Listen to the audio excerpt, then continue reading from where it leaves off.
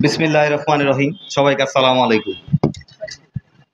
গত 5ই আগস্টের ছাত্র জনতার গণ অভ্যুত্থানের পরবর্তীতে আমরা এমন একটি বাংলাদেশ চেয়েছিলাম যে বাংলাদেশে সকল নাগরিকদের জনজীবনের নিরাপত্তা নিশ্চিত হবে, এমন একটি দেশের প্রত্যাশা আমরা করেছিলাম।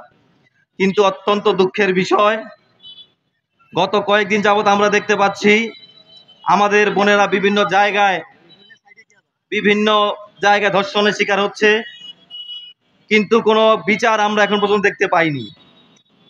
এই বিচারহীনতার কারণে দিন দিন এই ধর্ষণের প্রবণতা দিন দিন বেড়েই চলেছে। আমরা এই বর্তমান সরকারকে স্পষ্ট একটি বার্তা দিয়ে দিতে চাই, অতি দ্রুত এই ধর্ষকদের বিচারের ব্যবস্থা করতে হবে। আদালতে স্পেশাল ট্রাইব্যুনাল বসিয়ে 15 থেকে 1 মাসের মধ্যে এই ধর্ষকদের বিচার করতে হবে। আমরা গতকালকে দেখলাম যে 90 দিনের মধ্যে বিচার করতে হবে, এমন একটি কথা আইন উপদেষ্টার থেকে এসেছে, কিন্তু এটিও দুঃখজনক।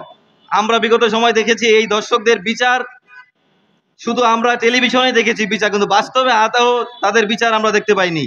তাই আজকে এই সমাবেশ থেকে আমরা বলতে চাই, এই ধর্ষকদের বিচার নিশ্চিত করতে হবে, অন্যথায় দেশের মানুষ এই ধর্ষকদের বিচারের দায়িত্ব কাঁধে নিয়ে নেবে। সকলকে ধন্যবাদ। আমি উপস্থিতি আজকে অনুষ্ঠান